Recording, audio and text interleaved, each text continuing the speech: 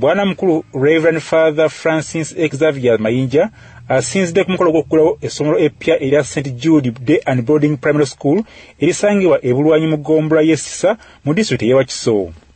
Ono n'ategeeza abazadde nti buli lwe balemererwa okuweerera abaana baabwe awatali nsonga gye bawa baba bakutogera nsi yaabwe awamu n'okugiryamu olukwe. Ono ategeeza ng'ekitundu ekitalimu bantu bayivu n'enkulaakulana eba ntono ddala anti tewaba muntu asobola kuba munne magezi ag'ebyokwekulakulanya. Kati embeera eyo simanyi obeera yawongera mu maaso kirungi okuva okukola naye ate ekirungi ekitemenyeza okuwa abaana bammwe education. Abaana baffe tubasomese ne bwogamba nti ze mutegekedde yiika z'ettaka ziri awo 10 naye nga tomusomeseza yiika z'ettaka ezo tezijja kumugasa.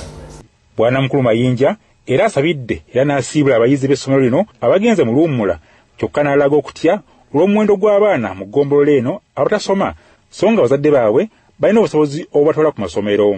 Kitunakuwaza nnyo olaba emyaka mwaka 13-14 nga buli ati aliriddawa tibuli yafumbirwa. Ye avunaanyizibwa ku mutindo gw'ebyenjigiriza mu ggombolola eno y'e Sisa Beti Namata naye akkatiriza omugaso oguli mu kusomesa abaana n'ategeeza ng'abantu b'ekitundu kino bwe batannalaba mugaso oguli mu kuweerera abaana wadde nga amasomero mwegali mu kitundu kino agasobola okusomesa abaana. Omukolo guno gwatandise n'okukumba ng'abayizi n'abazadde beetoloola ebyalo. Oluvannyuma abayizi bawesezza ebitonde byabwe ombadde okuyimba wamu ne katemba. Alozia Sengendo, WBS TV, Wakiso.